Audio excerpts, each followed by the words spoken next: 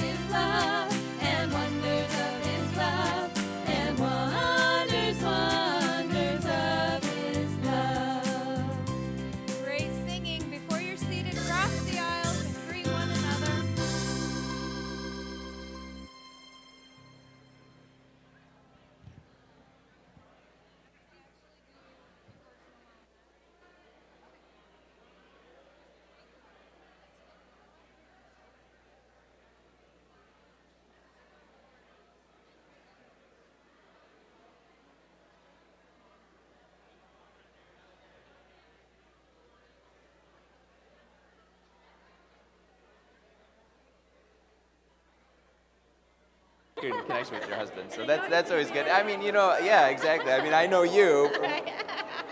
Now you know.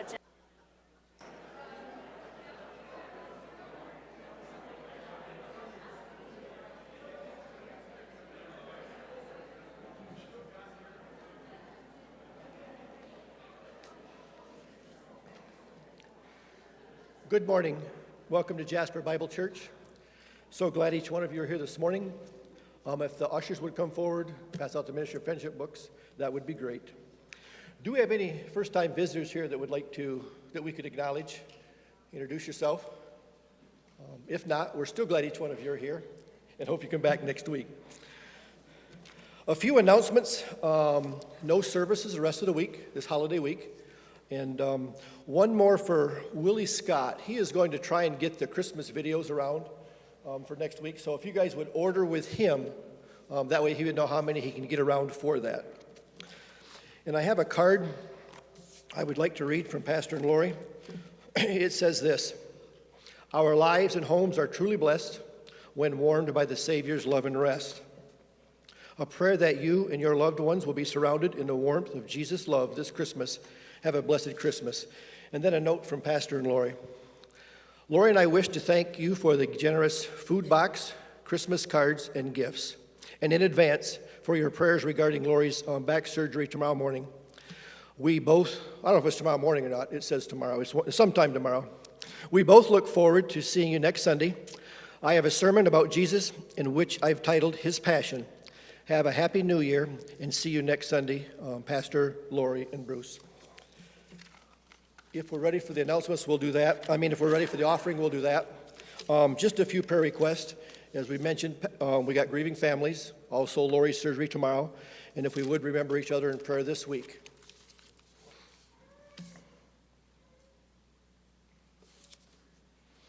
Let's pray. Dear Heavenly Father, thank you for the opportunity to come before you. Thank you you intervened in your creation to come to us so that we could come back to you. May you direct in this service today. May we honor you with our lives. In Jesus' name, amen.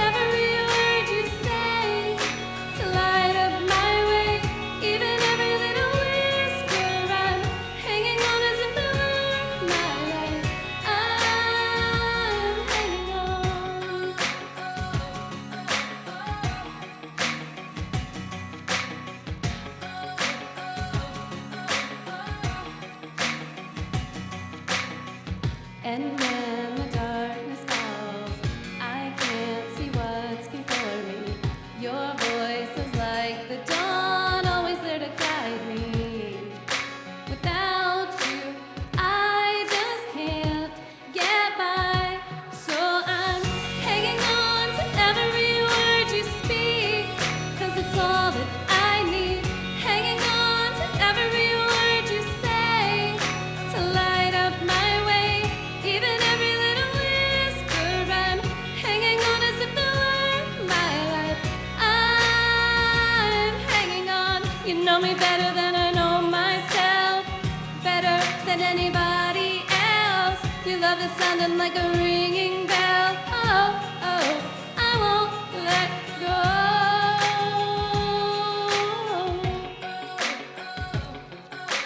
La la la la la la la la. La la la la la la la la la. Hanging on to every word you speak, 'cause it's all that I need. Hanging on to every word you say to light up my way. Even every little whisper, I'm hanging on as if it were my life. I'm hanging on to every word you speak, 'cause it's all that I need. Hanging on to every word you say to light up my way. Even every little whisper, I'm hanging on as if it were my life. I'm hanging on. La la la la la la la la la. La la la la la la la la la.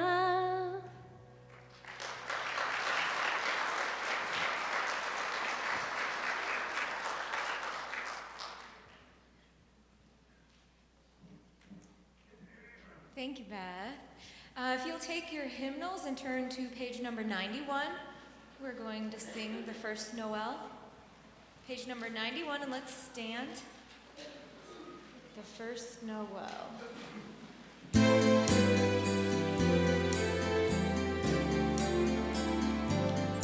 The first Noel, the angel did say, was it certain for shepherds in fields as they lay, in fields where they lay keeping their sheep on a cold winter's night that was so deep.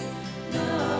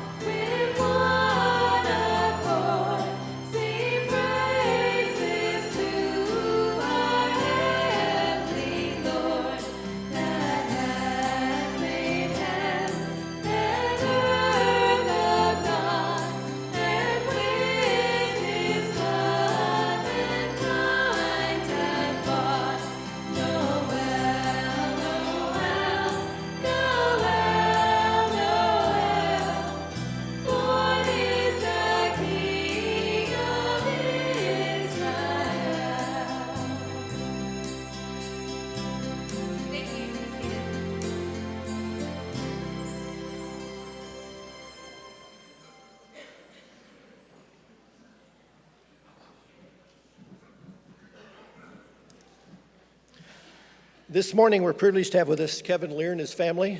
He's going to share with us both times this morning, sermon and also the mission work they're going to be involved as a family. So, Kevin, if you're up at this time, we're glad to have you and your family.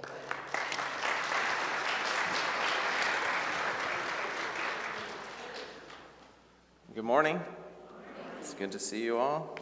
When Pastor Bruce, he was talking to me about soul food, right? You guys do soul food. And he said, well, you don't have to do it, but he said, if you want to, you can. So I thought, this will be fun. We'll give it a shot. So just see how it goes. If not, we'll just cut this part out of the video and he won't even know, right? So my question for you this morning is, have you ever been lost? Not like turned around, and I've been lost in the car, guys don't ask for directions, that kind of stuff. I've been lost before.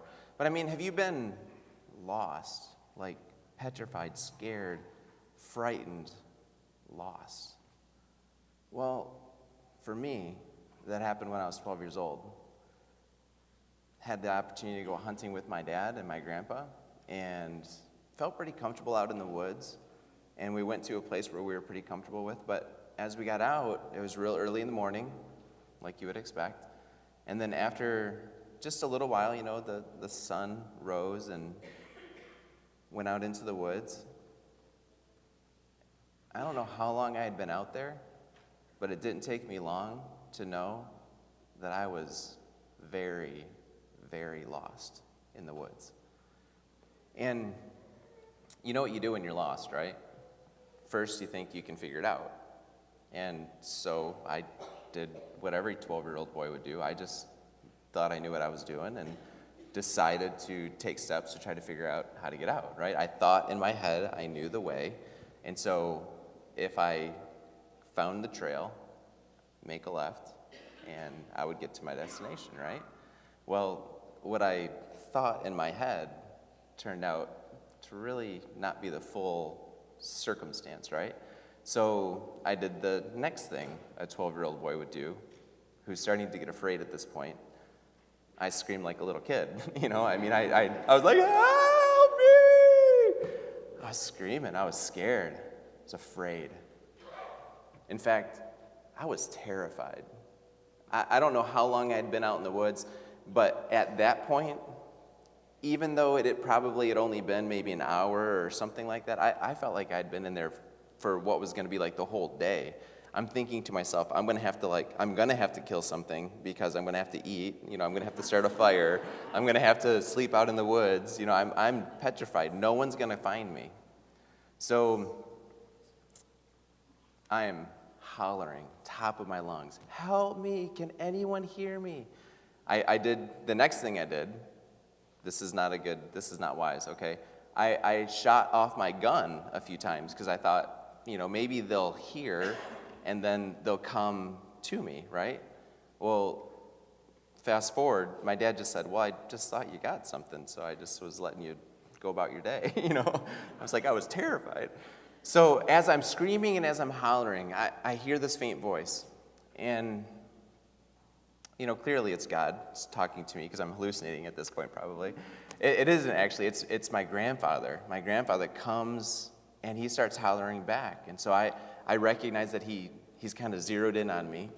And so the next thing you do as a 12-year-old boy, when you see someone that you know and you're terrified and you're afraid and lost, I ran up and I gave him the biggest hug I can ever imagine. I'm like, drop my gun, just wrap my arms around him because I was afraid. And so when he came to my rescue, it meant something. It was pretty significant, right? And I'm sharing that with you because in a room like this, in the season that we're in, when we recognize that Jesus Christ came as our rescuer, it's not just a sweet little story that we celebrate at Christmas. It's not a sweet story that we read and think, oh, this is really cute.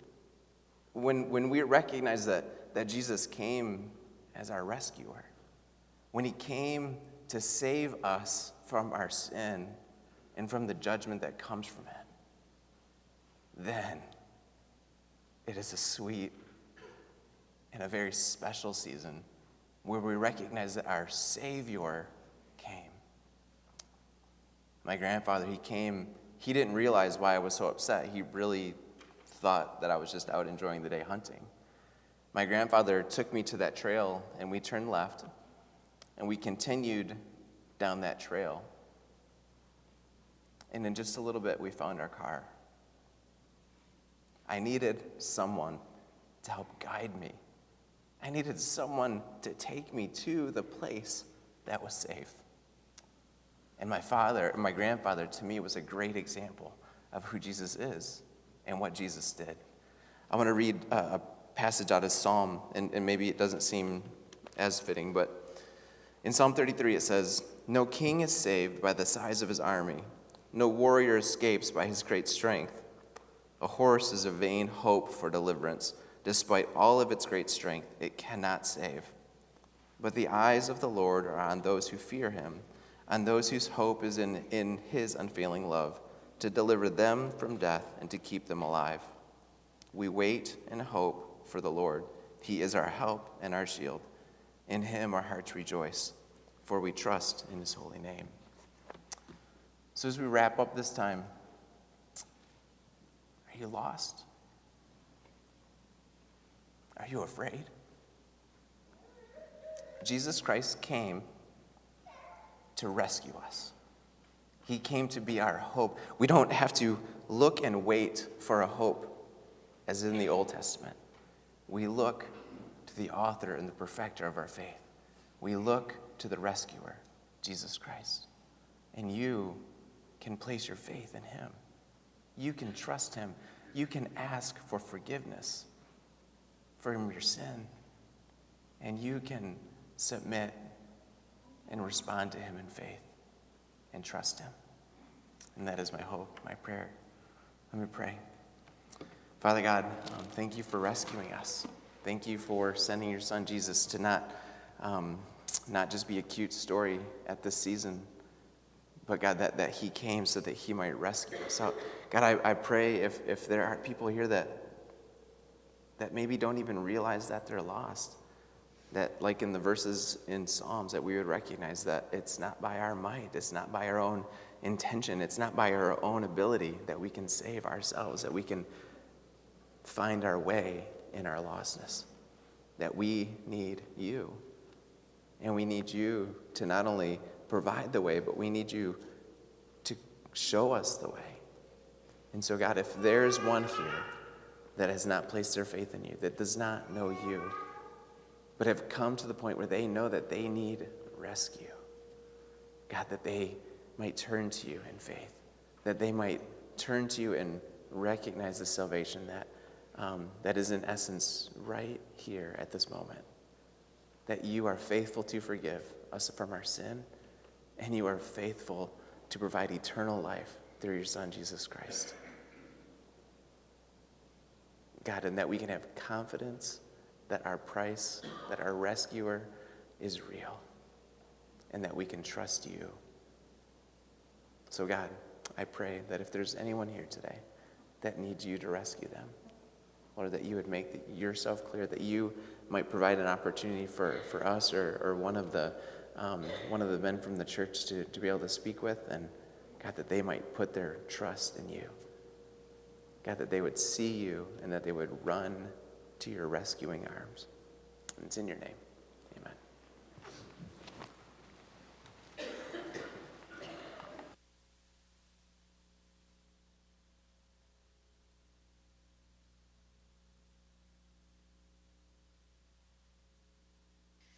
Last Christmas song of the season. No. Number 85 in your hymnal. I know that was you. Number 85 in your hymnal, Silent Night. And we did sing this last Sunday evening, and on the last verse, we cut the music, the accompaniment out, and it was just so beautiful. So I'm going to try. I'm not the master of the clavinova here, but I'm going to try to do that. So just keep on singing even when this music cuts out, because it's going to just be beautiful. Let's stand and sing hymn number 85, Silent Night.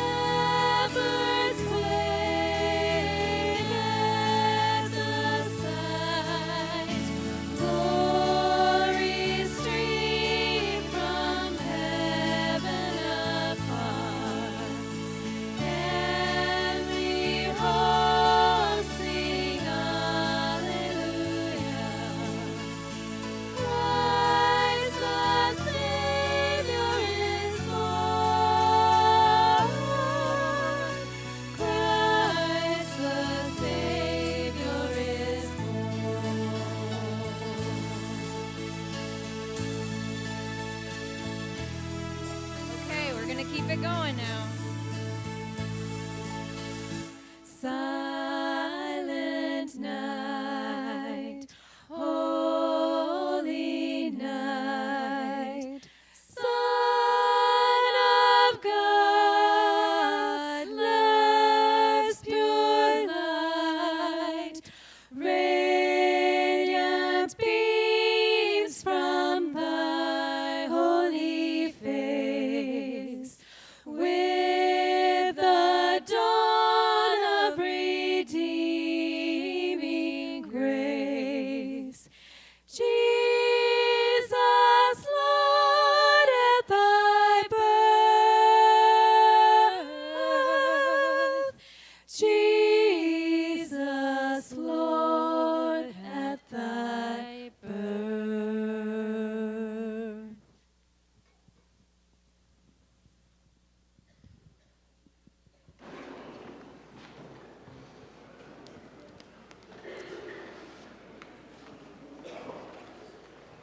Well, I'm thankful to be able to have the opportunity to just have you learn a little bit about us and our family. And so before I go on anymore, I'm going to show you a little video. It'll kind of fast forward all of the things that I have to say. It'll give you a little snapshot of who our family is and a little bit about just the journey that God has put us on. And so I think there's a video.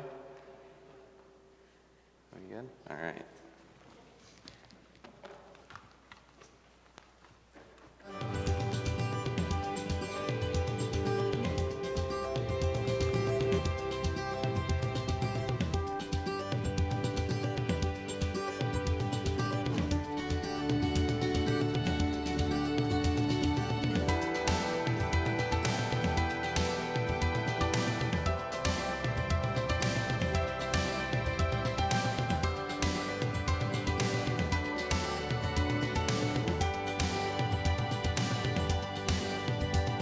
Your love is like radiant diamond bursting inside us. We cannot contain. Your love will surely combine like blazing wildfire, singing your name. God of mercy, sweet love mine, I have surrendered.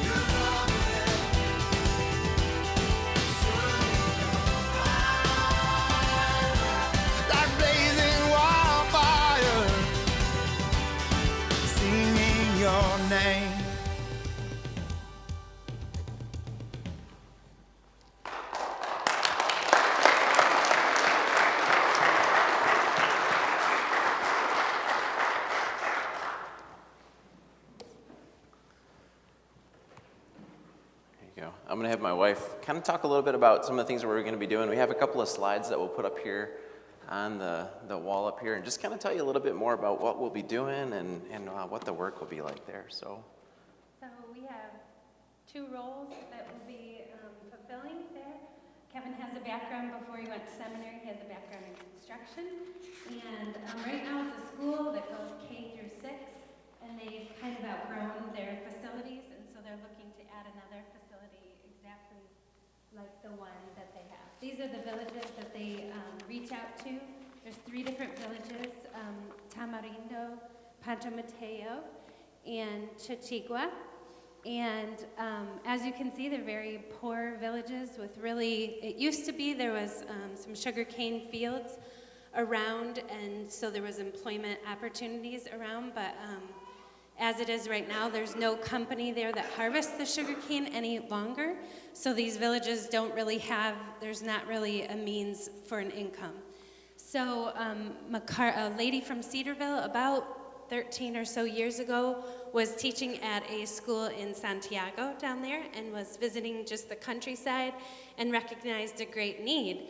And so she, along with another partner, started a school there, and they reach out to these kids to hope that through education they can give them some skills so that they can provide an income. But in the meantime, really the real goal is you have them captive audience to share Christ with them, and that's what they do. And so right now they have K through 6, and they're adding a grade each year. You can see this is on the left side is the school, and they have 1 main building, and they would like to duplicate that and add a second one to house middle school and on up. So Kevin has a construction background before he went to seminary, and so he'll be assisting with working with the nationals and getting that building built. And then also in the summer, our whole family will be a host family. They host teams from the United States to come down usually about every other week. And so we'll be hosting teams, having them come down, cook for them, provide transportation to get there, and then any type of work. Some teams do VBS, some teams will do work projects, some teams might do sports camps, or any dental, medical teams. So we'll be there hosting and helping them to see the country and to just take them around and be their tour guide.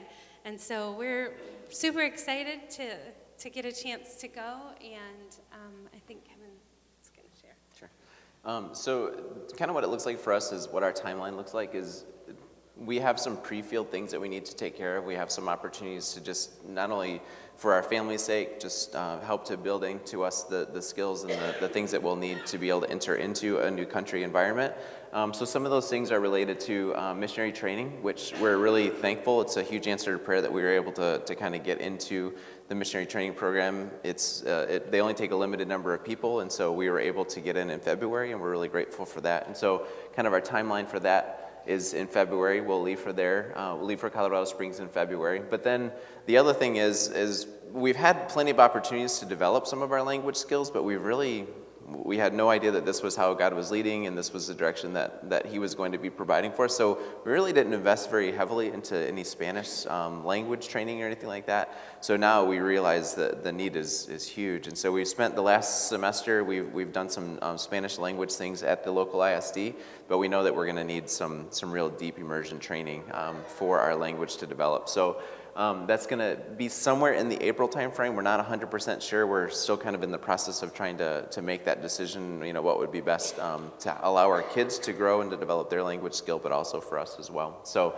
and our hope is to begin work with Makarios in the fall of 2015, either the very late summer or the very early part of the fall, so we can get in at the beginning of the school year, and for the most part, allow us to kind of acclimate to what the regular school year runs like and those sorts of things. So, this is, you notice this in the video that went through. This is actually a picture of their sponsored students, and there are about 120 or so? There's around 120 students, and that's K through 6 at this point, and they're hoping to expand that. And one of the things that's really neat about this is they have actually taken it upon themselves to not only in the MAC house where they host where they host groups, but also as different teams come in and the other host couples, they pray for these kids regularly. And so it's just a beautiful opportunity to be able to see them being poured into and invested into and prayed for regularly. And so in sort of similar style, we've actually developed something similar to that as well, related to just people who are praying for us and who are helping to support us financially as well. And so we have an opportunity to be able to pray and just thank God for just his provision for us. And so I'm going to have my kids come on up. They're going to tell you just a little bit about where we're going to be going. So, and a few prayer requests that you guys can be aware of. This is my son, Caleb. If you are wondering where the Dominican Republic is, south of the tip of Florida is the island of Cuba. South of Cuba is the island of Hispaniola.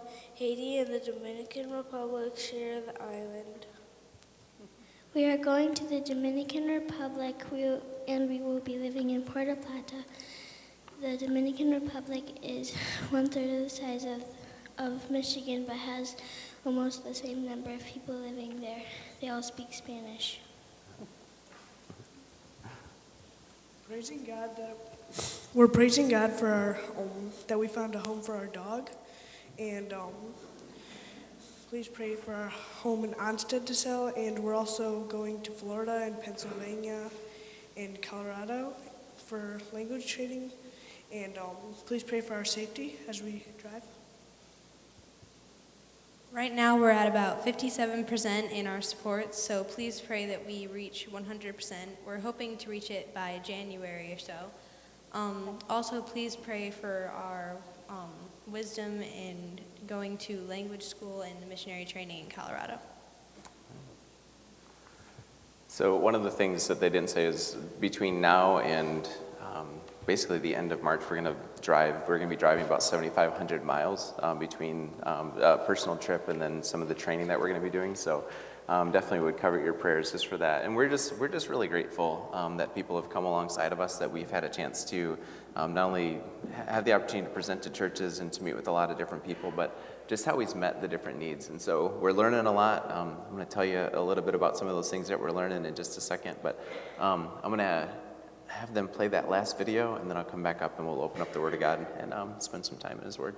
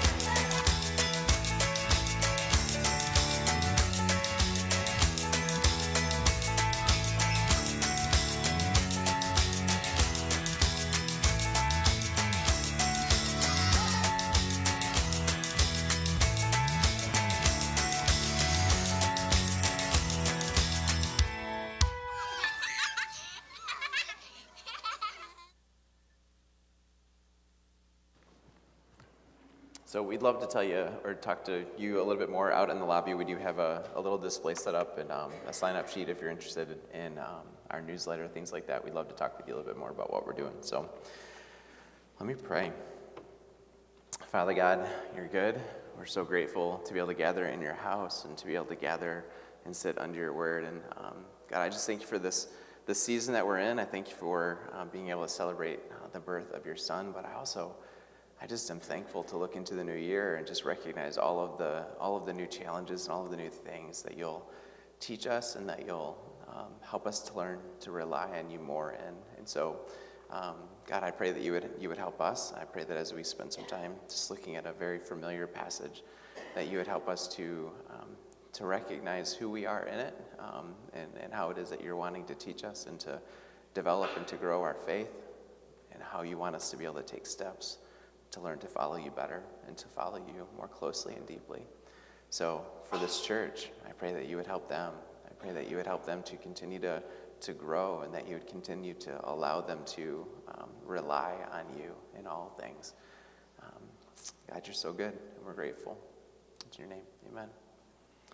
I do first want to just say it's a huge pleasure to be here. It's a great opportunity. We've been here for a little over 11 years now, and through those 11 years, our church, West Rome, has had a good relationship with Jasper, and so it's been good to not only get to know, there's many familiar faces, there's things that we've done together, either retreats or things like that, and Pastor Bruce has been involved in the local group of youth workers as well. Had a chance to get to know Pastor Josh over the years, and just been blessed. I actually think that the last time I've actually been on the stage was during Pastor Josh's ordination, and so I think I was sitting somewhere around there, and so I think that's the last time I've actually been here. But even for our kids, we've had a chance to. My youngest daughter participated in one of your musical programs, and so just well done. We're just really grateful to be able to have a few moments to be able to share.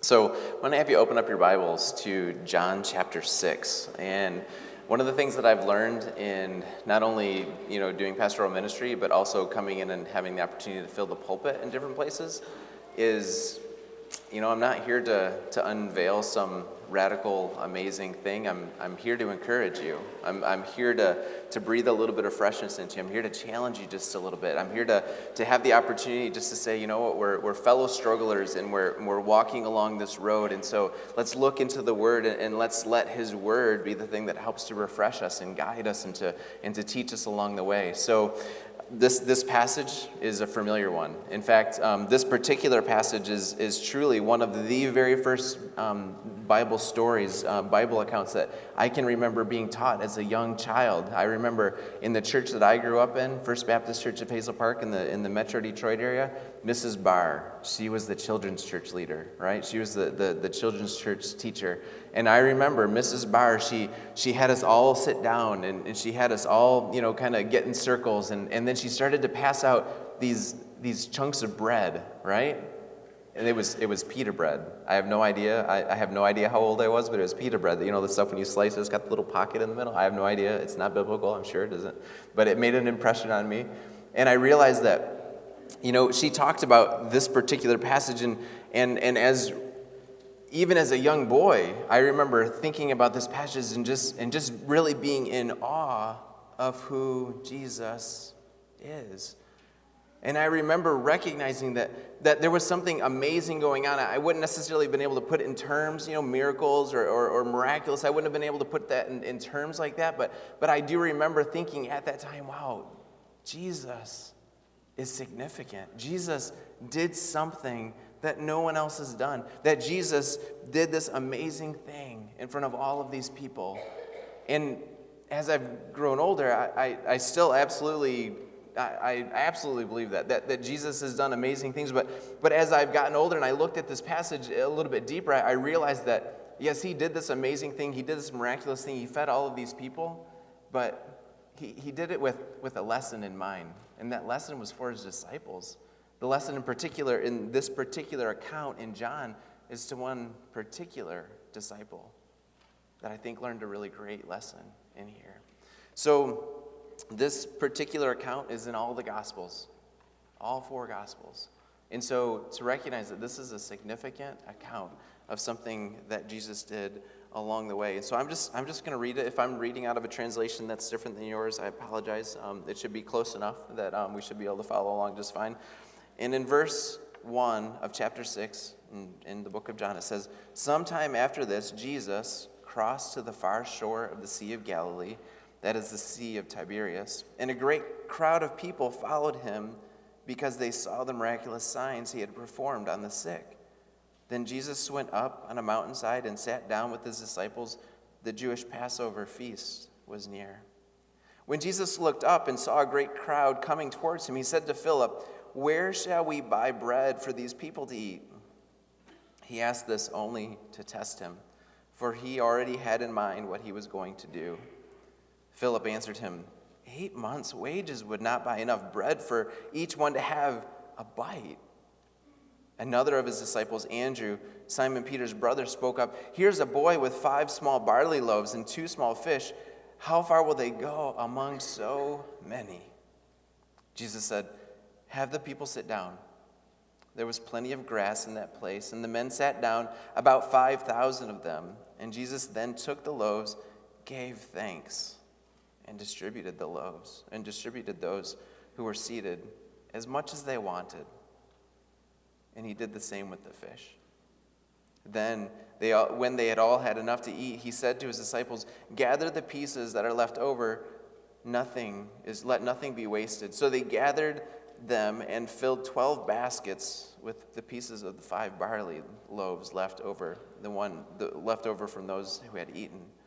And after the people saw the miraculous sign that Jesus did, they began to say, "Surely this is the prophet who has come into the world." And Jesus, knowing what they intended, or that they intended to come and to make him king by force, withdrew again to the mountain by himself.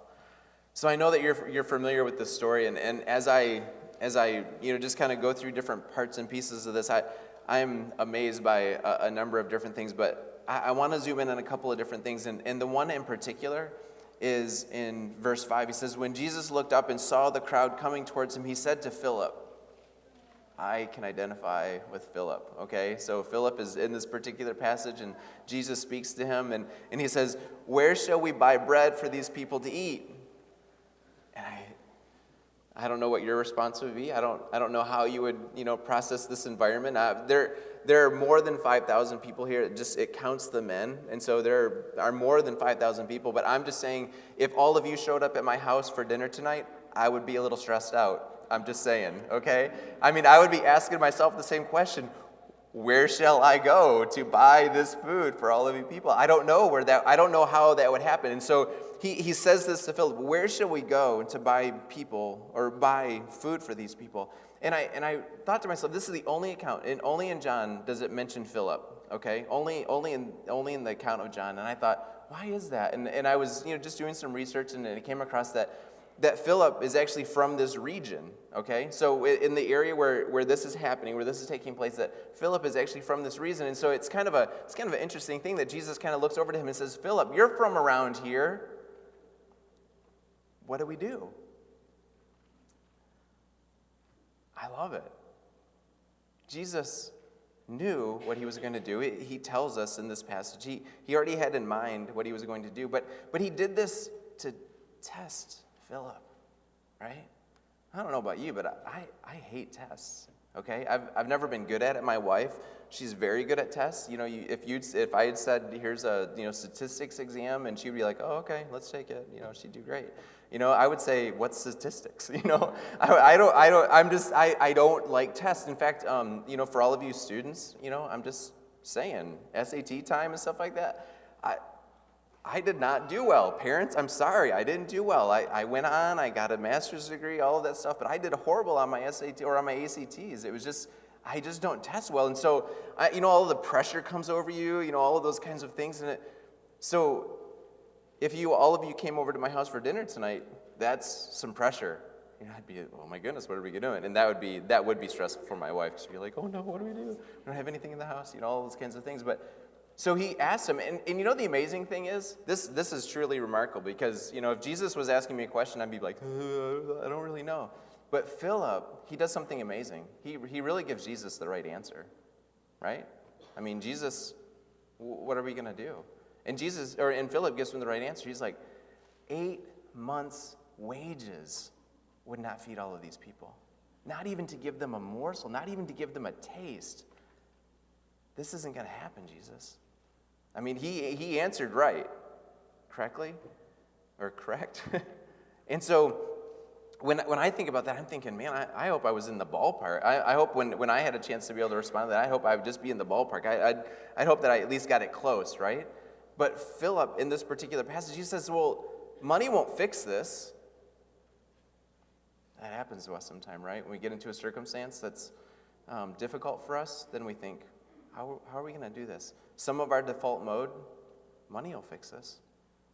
Or we could be like one of the other disciples. They said, well, we went around and we discovered that this little boy has a few barley loaves and he has a few fish.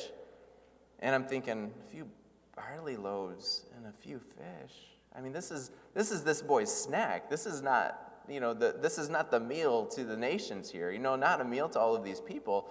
And so, so at least they were trying, though, right? So sometimes people try to fix things with their resources, and sometimes people with their financial resources, and sometimes people try to fix things with their with the people that are around them. Surely so and so can fix this. So certainly so and so can take care of this issue or take care of this problem, right? Well, that's not necessarily the case either. In the other parallel accounts of this, the disciples had sort of plan C, okay? They had a third approach. They said, Jesus, just say the word, send them away. Send them away from here. We don't have what it takes to be able to do this. And so just tell them to go home. Tell them to go back to their places. So we can try to fix it with our resources, our finances. We can try to fix it with the people that we're around, all the things that we bring to the table, our talents and all of those things. Or we can just say, just send them away because this is too big for us. This is beyond our capabilities. But this is not what Jesus did. Jesus had the disciples go and have them sit. And then he took what they had, which is completely inadequate, and he blessed it. He did what only he can do. He did what only God can do. He took what was insignificant and what was not enough, what was insufficient, and he made it absolutely significant, and he made it absolutely sufficient. But it wasn't because of what they brought to the table. I love the fact that one of the things that's the most significant parts about this story is that it was a small boy who provided it. It wasn't one of his disciples. It wasn't one of the Pharisees. It wasn't anyone else that was prominent in the community. Hey, I've got a restaurant. Hey, I know somebody. Hey, let's, gather all of these things together. It was this little boy who had his lunch that probably his mom made him take because no little boy wants to take anything else with them into the woods or out. Right? So he probably didn't even want to carry it. It's when they were going around saying, hey, what do we have? The boy was probably like, here, have my stuff. I don't want it anyway. So he took what was insufficient and insignificant, and he blessed it. I don't know what 2015 is going to be like for you this year. But one of the things I'm pretty confident on, and one of the things I'm pretty sure of, is that at some point during this year, at some point in your walk of faith, in some point, whether it be in a relationship or a circumstance or something here at the church or something in the community, that you are going to be confronted with an opportunity to be able to say, what are you going to do? How are you going to fix this? And so you have the opportunity to be able to go through all of these things, the internal checklist. Okay, how am I going to do this? Am I going to throw some resources at it? Am I going to throw some finances at it? Am I going to try to fix it this way? Am I going to just kind of gather around the things that I have and just kind of make do with what I have? Am I just going to throw up my hands and say, forget it, it's just not even worth it? Or are you going to present it to God? Say, I don't know how this works. I don't know how to pass this test. But I know that you do. I know that you are complete. And I know that you are sufficient. And I know that you will meet this need. I know at the end of this passage, it says that the people recognized the miraculous. They recognized the miracle in this situation. But let me ask you this question. Do you think that they figured it out along the way? Or do you think that, it was something that just kind of happened upon them? That they realized that, how did how did Jesus do all this? I don't think that they saw the little boy go up. I don't, among a couple hundred of you, I'm sure that word, travels sort of fast, but not that fast. Oh, it was some little boy. He brought some fish and some bread. So they figured it out. They recognized the miraculous. But this test, this situation was for his disciples. Because they saw that they started with nothing. And God blessed it. They saw that they were insignificant. They saw that their resources were gone. They realized that they didn't have what it took to be able to meet this particular need, right? They saw that Jesus took what they had, which was not enough, and he blessed it, and he distributed it, and then they gathered up the excess. And not like Philip, he said, even 8 months' wages wouldn't even give them a morsel. But the passage tells us, but they had more than enough, and they took extras. And they took a few basketfuls. They took 12 baskets, even beyond that. I'm not good at math, but that's pretty amazing. So in your challenges this year, in your circumstances this year, when you sense the Spirit of God kind of pulling you close, saying, what are you going to do? You have the opportunity to be able to say, I'm going to learn to trust you. In this situation with our family, we told you our story. We had everything we needed, so we thought. Until God took us this direction. And then all of a sudden, it was kind of like the Spirit leaned into me and said, You're kind of out of resources, Kevin. You don't have enough money. You don't know enough people. And you can throw up your hands and say, I don't know, or I don't care. But that's not what I'm calling you to do. So it's teaching me to trust. When my kids come to me and they say, Dad, how does this work? I tell them, I don't know. But God does. And God will provide. And we will have the opportunity to be able to recognize God's provision. So maybe in a couple of years, or maybe somewhere down the road, we'll be able to look back and we'll be able to talk about all of the miraculous things that God has done. But for the moment, we get to experience it up close. We get to experience it firsthand. To be able to see how God is taking our insignificant and he's turning it into his significant. So for you, you're stepping into 2015. And certainly you will have struggles. Certainly there will be troubles that will not only face you individually or personally, but that will face the church or that will face the community. Will you trust that God has it under control? Will you recognize that the things that you bring to God are the things that he wants to take those insignificant things and he wants to show us his significance in that. Because at the end of the day, this isn't about me.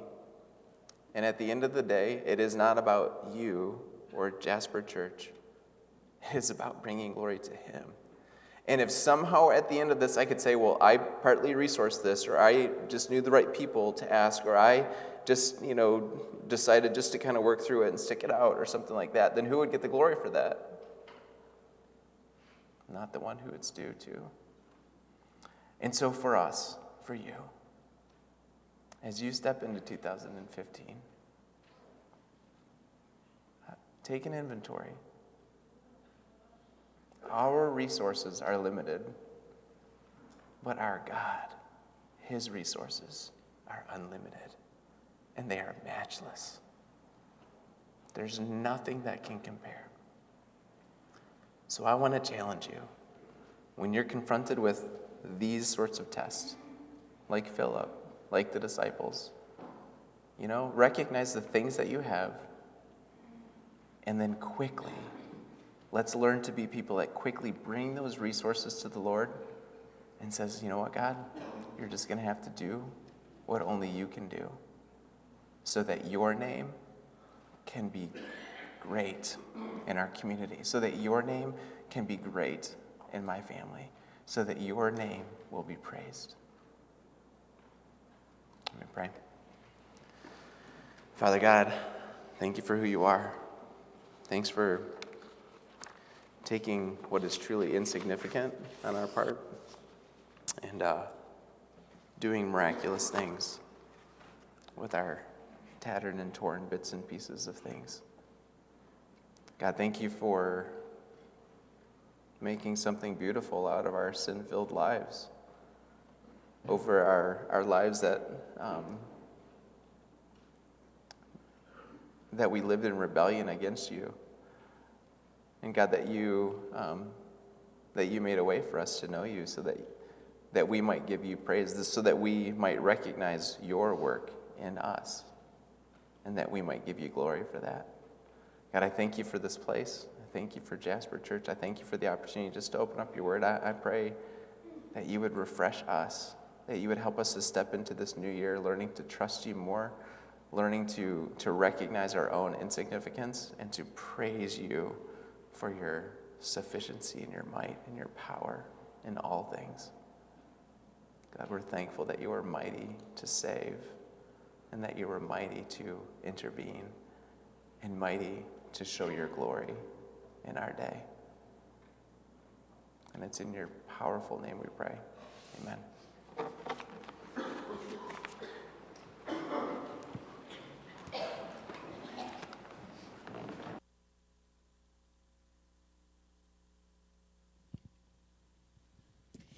We're going to close this morning's service with the chorus, "You Are My All in All." It goes perfect with the words from today's lesson and sermon. So, you are my all in all. Let's stand and sing. You